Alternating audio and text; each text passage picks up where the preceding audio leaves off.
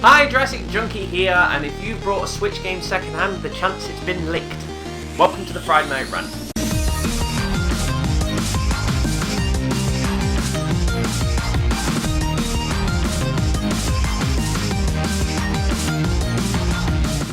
So 2 Friday Night Rants in a row, we are doing well. So just to touch upon what I've just spoke about just then, for anyone that doesn't know, Nintendo's cartridges have been covered in this special kind of film or something like that. So if a child puts it in their mouth, they'll automatically go and spit it back out. And obviously when that news broke, everybody had to lick the cartridge. I've licked the cartridge. Lick it. Oh, fucking up. And it does taste like shit. Well, it's not like shit. It's like nail varnish remover, kind of like a taste. But then when I sold Zelda, which I'll go into in a minute, I realised that I'm selling a product that I've licked, and it made me realise if I ever do buy a game secondhand on the Switch, the chances are it has been licked by somebody. So yes, Zelda has been sold. I completed it. It took me a total of 70 hours. And I really enjoyed it. And the good thing is as well, I did the 4 main missions, I would just say. I don't want to go into it too much for spoilers. And then I was like, right, the big boss fight's coming up. So I just kind of grinded, made sure I got some really good armor. And I think I might have grinded a little bit too much because the last fight wasn't as hard as I was expecting. I did get battered a few times, but it was one of them ones when you fight a boss, sometimes it's not a case of how hard you hit him, it's a case of actually standing back, getting hit a few times, going, how do I supposed to be attacking you? Obviously there's a particular way or pattern I need to be doing, and I need to work that out. So during that time he gave me a good paste in, but aside from that, I didn't find it too difficult, but I did go in with pretty shit armor. But yes, that game was fantastic, and at the moment it is my top game of 2017. So, I have got myself a PS4. I said in the last video that I was going to be getting one. It turned up yesterday, I think it was. And I've not got Horizon Zero Dawn yet. That's coming for my birthday. Jess is getting that, apparently, with the pocket money and all that. So at the moment, I've just playing Dungeons 2. And I am rocking my Dungeon Keeper t-shirt at the moment. And it was one of them things, I checked the reviews and some people are either like 5 out of 5, it's brilliant, it's like Dungeon Keeper, or it's somebody saying 1 star, it's shit, it's not like Dungeon Keeper. So it feels like a lot of Dungeon Keeper fans have gone into it, hoping it's going to be the next Dungeon Keeper. And as a big Dungeon Keeper fan myself, I was a bit worried, but I thought I've got to try it out because it's the nearest thing to it. And I'm very happy with the product. It leans heavily on Dungeon Keeper. There's a lot of stuff taken from it, but what I appreciate is it's a game that's made it its own.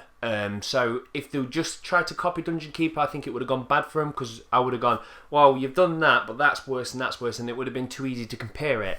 Because they've added to it, and you go above ground, and it's like an RTS at the same time, it really has made me go, well, you've copied that bit, and you've added this bit, so I appreciate this is a new game, but it leans on Dungeon Keeper, so I'm absolutely loving it. But yes, it's very nice to jump back on the PlayStation 4, because when I first had it, I didn't like the dashboard of the PlayStation, mainly because I always like change. I like my operating system to change every couple of years, and people are like, oh, something's changed or it's moved. I love that. I love tinkering and trying to find out where this thing is.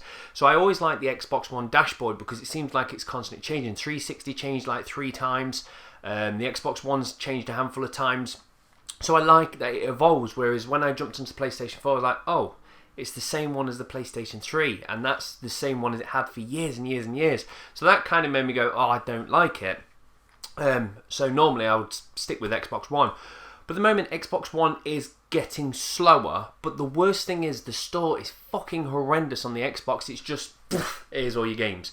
And it's just an absolute mess. Whereas jumping onto PlayStation is like, right, there's all these new games, and I can go into categories, I can check by puzzles, I can go in and just look at all the puzzler section, or I can go in and just go, I want a game, I've only got a tenner, so just show me games that are £10. These are features that so need to come to the Xbox One. But I'll tell you now, the one feature that, surprisingly, the only person that does it is Nintendo, and that is the ability to be able to pin or watch a particular game. Now, with PlayStation, I booted up, jumped into the store, and there's just a plethora of games where I'm going, I want this, and I forgot that was an exclusive, so I'm going to definitely be getting that. And there's hundreds of games, well, not hundreds, I haven't checked them all yet, but there is a hell of a lot of games that I want to be playing on the PlayStation. The trouble is, I'm overwhelmed because I'm very good at the moment. This year I've been very good. I buy a game, I complete it. I buy the next game, I complete it. I don't impulse buy or anything like that, so I'm doing very well. So now I need a plan of attack for the PlayStation. I need to go, right, I need all these particular games. But the problem is, there is so many to pick from. I'll see one and go, I want that, and then go a bit further down, I want that, and I've already forgot about the one above. So why don't they give us the ability to be able to just pin a particular game or put it onto our watch list so we can actually look back and go, oh yes, I wanted to play that and it's dropped down in price now, I'll buy it now. Nintendo do it, and come on, it's fucking Nintendo. So yes, please, Xbox, Sony, just make it ability so we can just have a list of games that we are planning to buy. It's going to help you out, we're going to buy more games. So yep, so far I'm very impressed and I'm enjoying the PlayStation 4 and I just can't wait to get onto Horizon Zero Dawn. But the only other thing I want to know is, can I, on the PlayStation 4, have the ability to see my time played? Because Xbox does it, Nintendo do it, and I've started to rely on it quite a lot. I like to complete a game, step back and go, oh look, it took me 70 hours. So is that a feature on the PlayStation 4? And even if it isn't, is there a third-party website that does the tracking for you? Because I'm happy to do it that way. But there's one other thing I just want to touch upon, and it's when I got the PlayStation. I wasn't going to buy PSN because I don't want to buy PSN and Xbox Live. And so I was like, oh, I won't buy that. But Jo says she wanted to buy it because she's got a Vita as well, so she can get both Vita and PS4 games. I was like, that's fine, you buy that.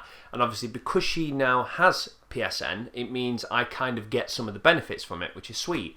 But I looked at a game and it was like, this game is £10, but if you've got PSN, it's £6. So I was like, okay then.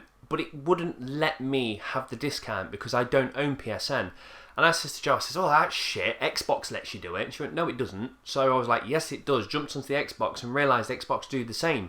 So the way it works is, on both systems, if somebody else logs onto that console, they can enjoy the multiplayer features and they can also enjoy the games that person's purchased. But you can't enjoy the discount, which makes no sense whatsoever. So if I see a game now and it's cheaper, I'm blatantly going to say to Jo, you buy it and then I'll just give you the money. So that's not going to incentivise me to go out and buy PSN just to get a £3 discount. But at the same time, it's going to get to the point where I'm going to go, I can't be asked to ask Jo to buy it because I'm going to have to give him money, so I'll just leave it and I'll wait for a sale. So they're never going to entice somebody to come along, like removing the multiplayer features. Yeah, that might entice somebody to buy PSN just for themselves or Xbox Live. I think it would be skank if they did. So I appreciate what they do, but I think the tactics of just removing the discount is completely pointless because you won't incentivise me to buy PSN or Xbox Live.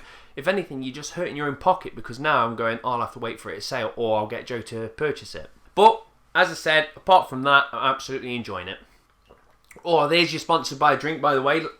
I noticed in the comments last week, people was like, what is a sponsored by a drink? Try this beer. I'm actually off the sauce. I've not drank any alcohol since last year. Mainly because not necessarily, well, there's health and it don't make you as fat. But aside from that, the main thing was, I was buying a few bottles of beer and I stopped for a month. And then I noticed I had more money. And I was like, oh, okay. And then I pumped it into buying indie games. And then straight away my brain just went, if I don't drink beer, I can buy more games. So just because of that, I've kind of stopped drinking. But now I've gone so far without a drink, I'm kind of encouraging myself to keep going without a drink. Because when I've had a bit of sauce, I get lazy and I can't be asked to do anything. And I prefer myself when I've not had a drink than when I've had a drink. So at the moment, I am drink-free. So we are drinking sparkling water and orange juice. But, yes, we might have lost a feature of the Friday Night Rant, but I'm going to bring something back. And that's because today, let me just get myself ready. I want to talk about EA.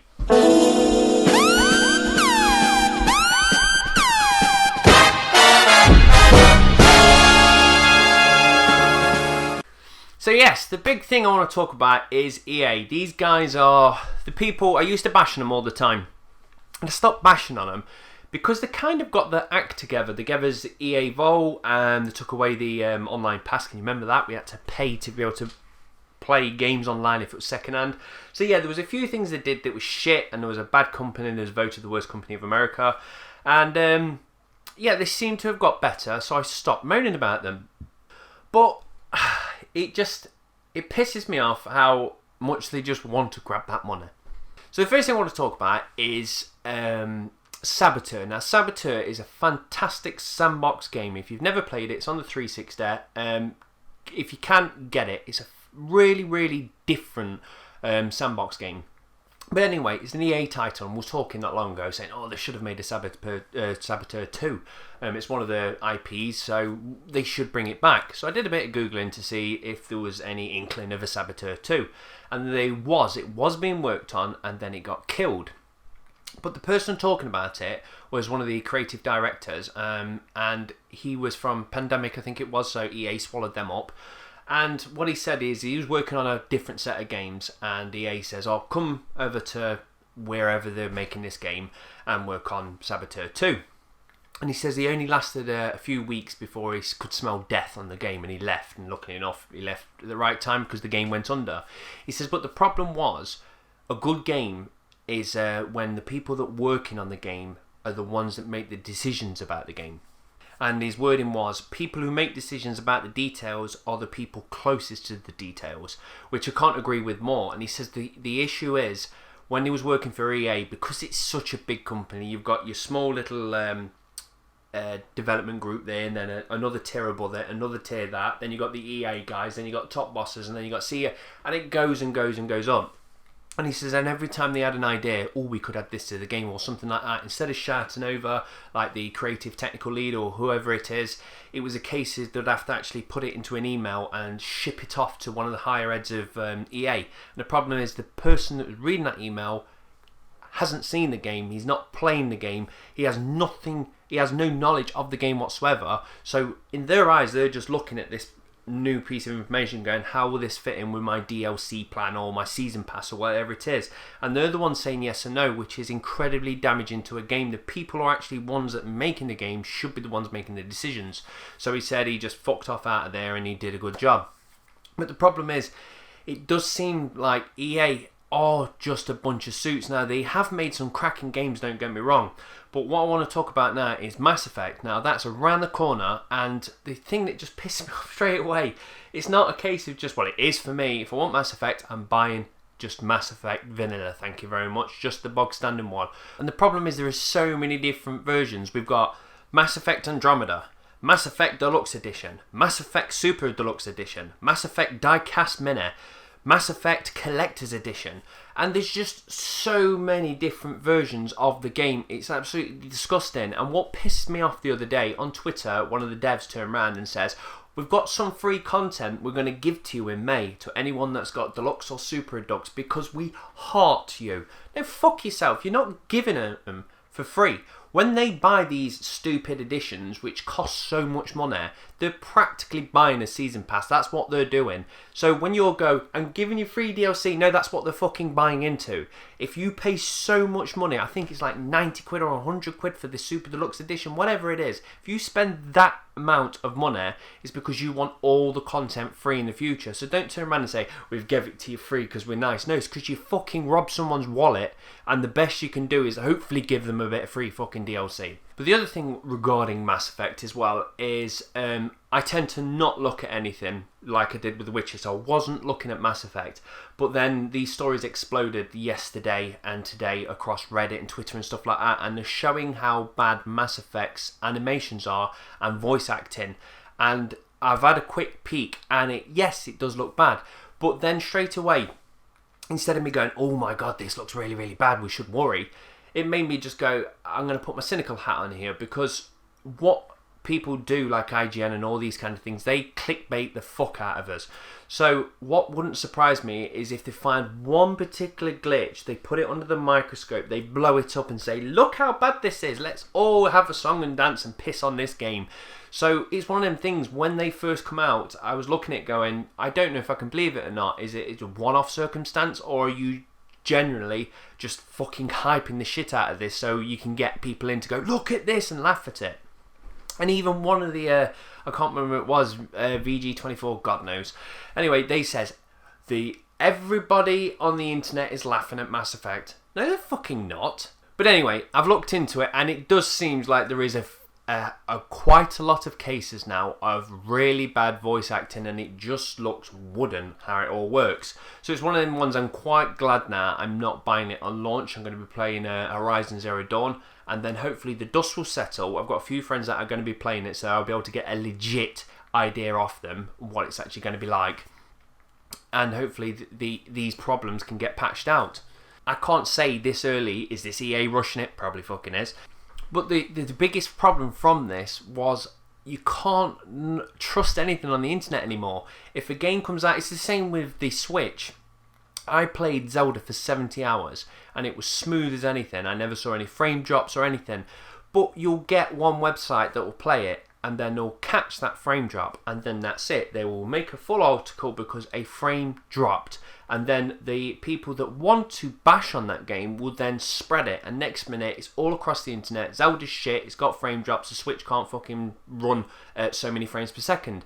And that's the trouble. People now, if they like something, they'll become a fanboy, and even if it's bad, they can't see it. And at the same time, people want to hate something so bad, then they push something that's necessarily not true or slightly exaggerate, well, massively exaggerated. So this entire Mass Effect issue, I can't even look at it anymore and go, is it a legit issue or not? Because I don't fucking know. But that brings me back to what I was saying last week. This entire EA thing, the problem is EA are there to make money, and don't get me wrong, that's what everybody who makes games, well, some people just do it for the pure love, but that's a small percentage. Everyone wants to get wages so they continue making games they love. And it makes sense. But the problem is, I can't understand that Mass Effect one where I was just on about the die cast. I can't. In fact, I can't remember. I'm going to have to boot up and have a look at the price of this one. Look at that. 249 fucking quid for a game and a remote control car. For £49, that's your game paid for. So your remote control car is 200 quid. You can get a really, really good RC car for £200 that will actually do some fucking damage. You can run around and do all these bits and bobs. That thing's going to break within 2 hours. It's going to sit on the shelf. And that was one of the reasons I stopped collecting for Mass Effect, because it's impossible to. They just go, oh, we're going to release it as comics, and then special edition comics, and then sign for comics, and this is a limited print run, so you're going to have to buy it from us, and we're going to do some hot fuck off, EA. So yeah, it's making me more and more and more want to invest my cash into the smaller guys that are making one fucking version of a game, and they put their heart and soul into it. You can tell the person that went, this might be a good idea, either programmed it with his own fingers, or turned to his mate and went, what about this idea? Yeah, right, we'll do it. Instead of sending it up the fucking pipeline to EA for someone that's never even probably played a computer game his entire life to go, no. So, the spinny chair is back. Right, on my camera then, it's saying I've got 20 minutes in, so I'm going to probably love you and leave you there. Plus, I've run out. My piece of paper has ended, so I've finished what I've got to talk about. And maybe I'll be back next week. Who knows? I've not got a question of the week, so instead, I'm going to love you and leave you and say thank you very much for watching, guys. Yes, I fucking did it correctly. In my head, all the time then, it was going, say it correctly, say it correctly. So we did it. And then I don't know how to end it now because I've just randomly finished. So anyway, I'm going to grab you and you can come to me. See you later, guys.